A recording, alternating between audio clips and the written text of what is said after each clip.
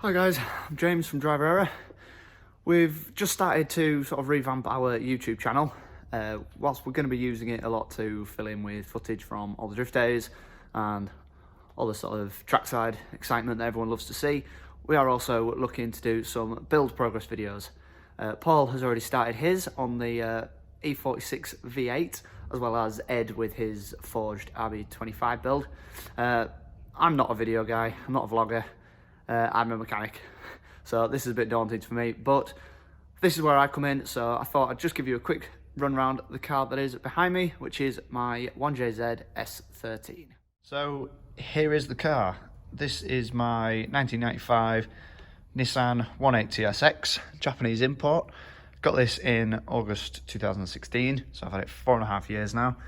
Originally it was an SR20, but after taking it down to Jason Clark at Clark Customs, where he was fitting me some very nice tubbed arches as well as cutting out the rear arches, got into the conversation about a 1JZ swap. So here we are. This is the current engine setup. This is a 1JZ VVTi out of a JZX100 Toyota Chaser. Should be around 300 horsepower when it is running. That'll be brake horsepower. Should be about 260 wheel horsepower, which, considering the car doesn't weigh much more than a ton, it's going to be pretty lively as it is. As you can see, these are the tubbed arches I was mentioning.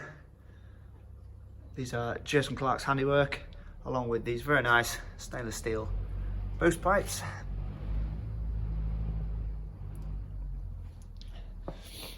All the work in the engine bay has been done by Jason, including a very nice tucked radiator. This was a Mishimoto core originally, but he's cut it up and made it fit underneath this slam panel, because usually when you do a JZ swap, you have to actually cut out the slam panel here in order to fit a regular radiator. But I didn't really fancy doing that in this, considering I'd just painted the whole car, including the engine bay. So Jason's gone for a dual pass tucked radiator instead. Just give you a quick rundown on the body styling of my 180SX. As you can see, I've gone for wider front and rear arches, both of which made by Origin. The rear's been 75mm wider and the front's 40mm wider. The fitment isn't quite dialed in yet, so there will be some spaces to go on the front, as well as potentially changing the size on the rear. This has 10.5 inch by ET15. As you can see, it's pretty close with a 30mm spacer, but I reckon a 35 could get fitment a bit nicer. Fortunately, I can't go much lower on the back due to the fact that originally I had a Rocket Bunny diffuser, but unfortunately it had a slight disagreement with the floor of the unit and decided to rip itself off completely. So in terms of lows, it's already pretty low, but I'm going to struggle to get it any lower. I'm also running on the rear of the vehicle the Rocket Bunny ducktail spoiler, along with the Type X rear lights, but also very nice bash bar made by our sponsor Drift Fab. These guys are fantastic at doing bash bars.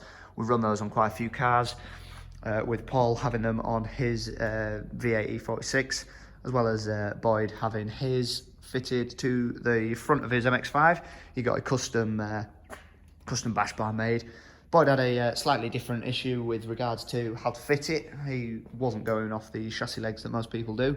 So he had a chat with the guys at Drift Fab, and they came up with a solution and made him a custom bash bar that is exactly what he was after. So if you are after any bash bars that do front and rear for any S chassis, BMWs, as well as the MX-5s, then feel free to give them a shout.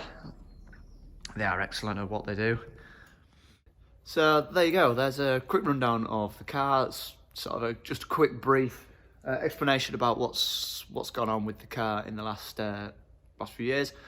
We're going to be focusing more on individual areas of the build, so engine, suspension, bodywork, interior, all that lot, in future episodes. So obviously this is now series 3, because obviously we've got Ed with his RB Skyline, we've got Paul with his E46 V8, so this is the third install development of the driver error cars.